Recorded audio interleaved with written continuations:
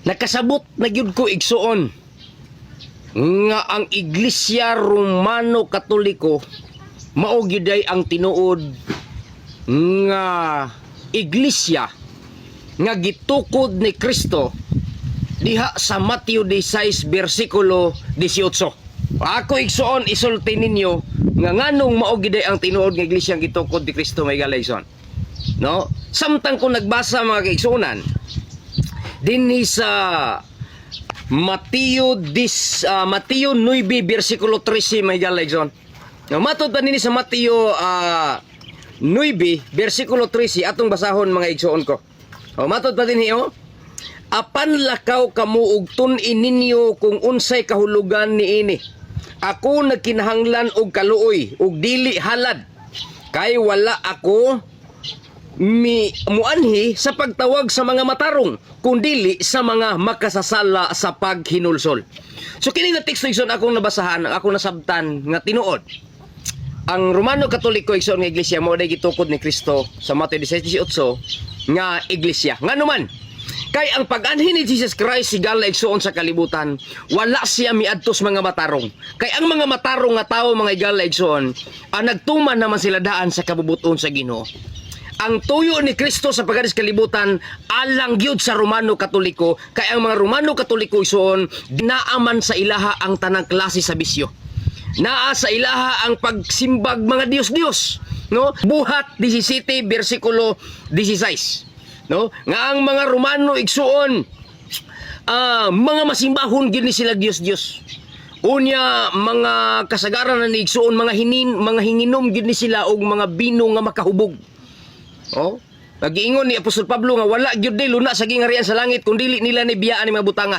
Mga bisyo, sigarilyo, sugal, disco, mga kahilayan, naa igsuon ani nga pundok may gala mag-igsuonan.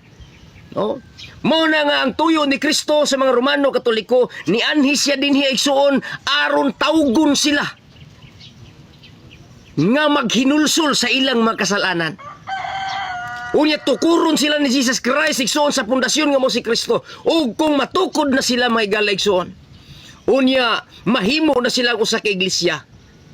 Mahimo na silang mahinulsolon.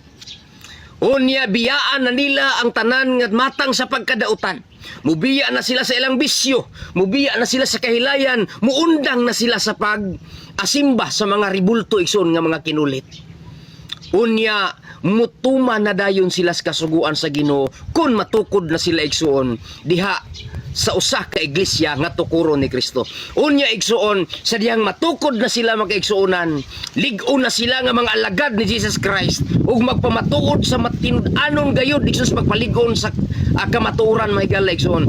Unya mahimo na dayon sila nga mangandam, mahimo na sila nga andam sa pagbalik ni Kristo. Mahimo na dayon sila igsoon nga Seventh Day Adventist mga higala mga kaigsunan. Nganong mahimo namang Seventh Day Adventist ang Romano Katoliko sa diyang mahimo na siya nga lig-on o matukod na siya nga iglesia igsoon diha kang Kristo. Nganuman kay biyaan naman niya ang tanang kahilayan. Unya magpaabot naman sila ni Jesus Christ igsoon. Unya mutuman na sila sa kasuguan sa Ginoo kay naghinulsol naman sila mga galigsoon ug nisunod naman sila ni Kristo kay natukod naman sila igsoon ngingon nga usa ka lig-on nga iglesia mga higala mga kaigsunan. Ug pinaagi niya na mga higala mga kaigsunan, no?